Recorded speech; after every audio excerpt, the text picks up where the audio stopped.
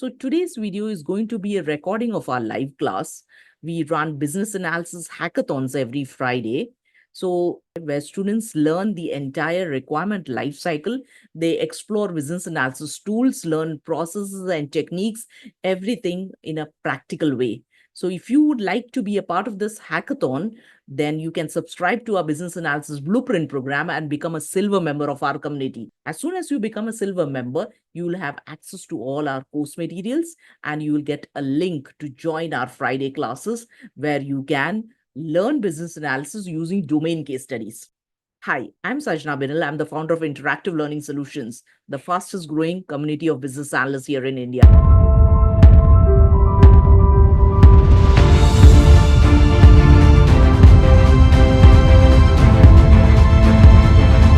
So today's session is going to revolve around requirements gathering. And each of these steps, yes, by the way, each of these steps are also steps that you will go through when you prepare for your ECBA or CBAP, whatever exam you're giving with IABA. The guide has step-by-step mechanism, some of the industry best practices that should be followed in the project. So it's coming straight out of that book. So when you go back and read that, and when you start preparing for the ECB exam, you will know this is exactly what I told you. So we are training partners with IIBA, so we follow the same syllabus and best practices that they have implemented in the industry. So remember that. So step one is when you are preparing for a requirements gathering session, always go through source documents that are given to you by your customer. This is exactly what my students do when they start working with us on Capstone project. Each one of you who are diamond members. The first class, do you remember, guys? First class, I made you read the document, right? You were reading and analyzing the document that was given to you on your own, because that's how you'll work in a particular project, and you'll not have me there on the project, right? So I give adequate time for the student to read the BRD given by the bank, and then they use the document analysis technique to highlight the key areas that can be the problem area, the challenges, and our discussion starts from there on, isn't it? Everyone agreed? That's how we did, right? Yes. So that's because that's point number one. That's step number one of requirement gathering. Without reading your customers' documents, never ever enter a requirement gathering meeting, because you'll not be able to add any value to that meeting. You'll be sitting there quietly. And imagine the host of the meeting is sitting there quietly. Doesn't make sense. As a BA, you are the host. You have called the stakeholders, and imagine you have called a pool of guests in at your house for a party, and you're sitting there quiet without interacting with anyone. You are the host for the party. How will the guests feel? They'll feel bad about it. Now, इसके party में अभी कौन आएगा यार? तो क्या ये खुद बुलाती है और खुद बात नहीं करती है? Imagine that. So that's the same state, and I have experienced that. That's the reason I tell you, for a BA to understand the requirement gathering process is so very important, because that's the core of our role. If you're not good in requirements gathering, then you are not a good BA, as good as it. Number one, read source documents and understand the business problem, the business goals that they want to achieve, the challenges that they are having, all of that. From the document itself, you will get a bunch of questions that you might be asking in that meeting with the customer.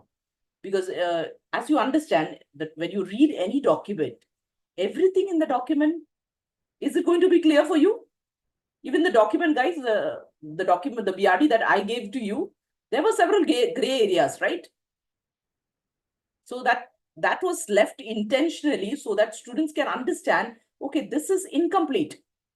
This information is incomplete. And then what did we do? We got into a discussion and we filled in the gaps. I filled in the gaps and gave you the information that was missing in that document. As BAs, it's very essential for us to understand, do this gap analysis, whether it's with respect to the document or whether you're doing a gap analysis on an application. Very important to develop that skill. So go through the source documents. Once you have gone through the source document, you'll get your first list of questions. Okay. Along with those set of questions, you can also add some more questions pertaining to the application that is being developed. What are those questions? I'm going to show you a set of questions right now. Just hold on. So we'll keep this point number 2 pending for now. So point number 2 is prepare a list of questions. Okay. Step number 3. Step number 3 is prepare a detailed agenda for the meeting. Very, very important. Agenda for the meeting. What do I mention, guys? Agenda is equal to what? What happens when you call for a meeting and the meeting does not have any agenda? Everybody keep looking at their faces. They keep looking at each other's faces. Okay, so what are we discussing today? When we are dealing with customers, UK, US customers, they always need to have a proper agenda in place so that they can plan their schedule. If looking at your agenda, if they feel that, okay, their presence is not required, they might as well reject it. So they want that flexibility. Okay, so you can't send them a meeting invite saying that, okay, requirements gathering session for so and so. You need to have a proper agenda with a bulleted list of points about what is going to be discussed in that meeting. So remember, agenda for the meeting gives them clarity about what is going to be discussed and also helps them come prepared for the meeting. How many of you understand that? They also want to prepare and come. You'll see when your stakeholders prepare and they come, you get better quality answers from them. So as a business analyst, I used to see when I had 20 questions for my customer, out of those 20 questions, they used to respond back to 7, 8 questions, and rest of the questions used to be, okay, we will get back to you about it. Let me speak to my subordinate and give you information about it. Or some other excuse. They don't have information. Okay, they're not withholding information, but they don't have information. So what happens is I got responses for 7, 8 questions out of that 28 questions I got. But the rest of the questions I have to keep chasing these guys. And it's a headache to chase these stakeholders. So keep on chasing them. So for me, the chasing, the follow-up loop reduced significantly when I used to give them upfront agenda. 2 days before the meeting, I used to send the agenda saying that this is going to be the discussion points. So I saw when they came prepared for the meeting, out of 20 questions, 15 they had answers, which means only 5 I have to follow up. That's a good number to go with, right? That's a good number to go with. So these are best practices that we should follow. When we have meetings with our customers, we do not keep all these things in mind and we just do it in a haphazard way, due to which our meetings are not very productive. If we keep these little things in mind, we'll see that we are able to close items much faster than we used to do previously. Okay, so that's point number 3, agenda for the meeting. Also, before you send out the meeting invite to your stakeholders, ensure that you have the right stakeholders in the send to list. Okay, which is where stakeholder analysis comes into picture. People who are going for the ECBA training, there is a section in WebOc which talks about stakeholder management and stakeholder analysis. Okay, there you will see why stakeholder analysis is so important. As BAs, you might be introduced to several stakeholders, but you're not going to invite everyone. What happens if you invite everyone? Too many cooks spoil the broth. Yeah. If you invite everyone, everyone will come. They will come. If they're not busy, they will come. If they're busy, they will reject. Parties that we organize, if you go ahead and call each and every friend of yours, जितने लोगों को बुलाएंगे उतने आएंगे, आ जाएंगे. But do we really want to have all of them, or do we really want to have a party with only our close friends? Very close friends with whom we can spend quality time. Makes sense, right? So let's, in our stakeholder list, although our stakeholders are not our friends, but in our stakeholder list, let's have some stakeholders who can give us quality information. That's the whole purpose about it. Just like with friends, we look for quality time. With stakeholders, look for quality information. If people from other departments who have no direct influence in your project, if they jump into the requirements gathering session, they start giving unnecessary ideas. They'll say, okay, why don't you guys do it in this way? Why don't you go do it in that way? This happened to me in actual requirement gathering session. Towards, I didn't knew one particular lady who had come to the meeting was not a direct stakeholder in our project. I had invited her, that's why she came. She did not barge in. She was not a great gate crasher, by the way. So I invited trouble, and we saw that at the end of that discussion, we were nowhere. Everybody was confused, and this lady was giving so many ideas. And because she was giving so many ideas, guys, I thought she is one of the major stakeholders. I was like, how is so much? I was just noting down, okay, whatever she was saying, I was just noting down. Okay, this also, that also.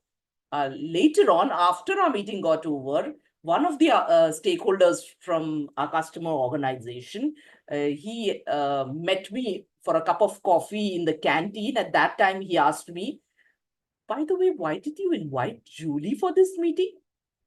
What role does she has to play here?